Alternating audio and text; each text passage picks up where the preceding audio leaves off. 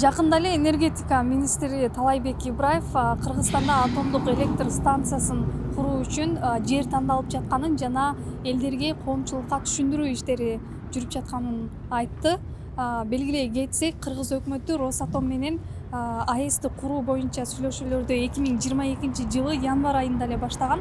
Буга байланыштуу биз азыр кала тургундарынан Кыргызстанга атомдук электр станциясы керекпи же керек эмеспи деген суроону узатып көрөбүз. Дүйнө жүзүндө эң биринчи надежный электр энергия бул атомный электр энергия. 360 күн 24 саат иштеген эле станция бул.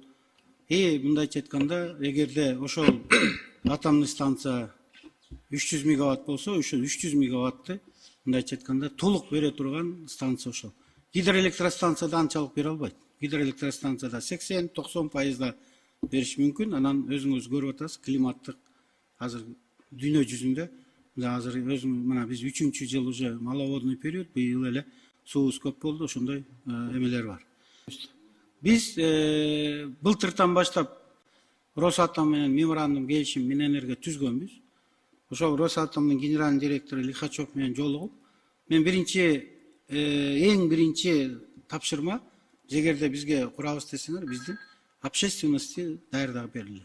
Биздин пока эл макул болмоюнча мен аны баштай албайм. Бүгүнкү күндө иштер жүрүп атат силердин. Азыркы күндө пока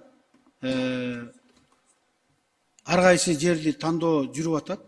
А жерге обязательно мындайча айтканда суу керек, охлажденияга. Азыр эми карап атабыз. Атомный электростанция бизге кереги жок деп ойлойм, анткени бул өтө зыяндуу. Биринчиден экологиябызга чоң таасирин тийгизет. Экинчиден бул адам баласынын өмүрүнө да аябай зыяны көп. Анткени Японияда деле Фукусима немесин көргөнбүз, жарылса кандай болот. Биздин Кыргызстан, биздин жерибиз деле анысы деле чоң эмес. Япониянын даже жарымда бир кусок жерине дал келбейбиз.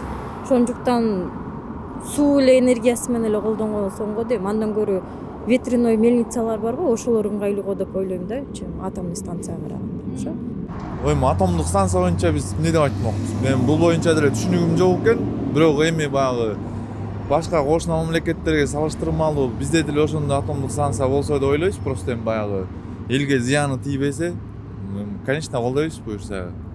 Элге зыяны тийбегидей кылып курсаңар, биз ар дайым колдойбуз да. Допустим, кыйын мамлекеттерге жеткенге ошолордун кандай эме менен жетишкен, ошолордун баарын көрүш керек. Андан кийин биз эми өсүп келаткан республика 30 жылдан эми асыш баштадык. Жаш Кыргыз республика өзү эгемен болгон.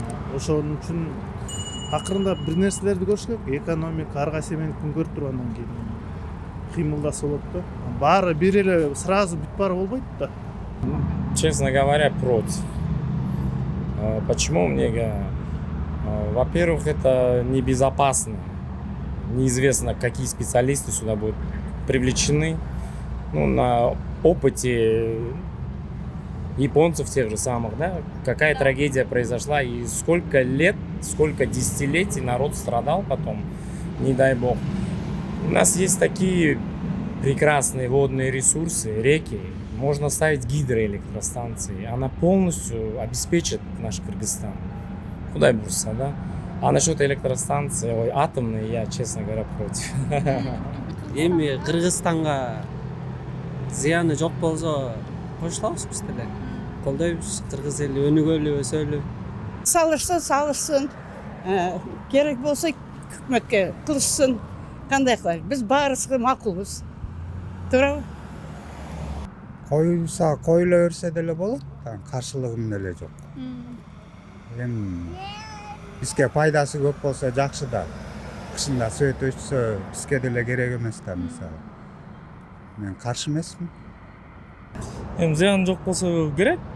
Акча түшөбү главное. Что болду да.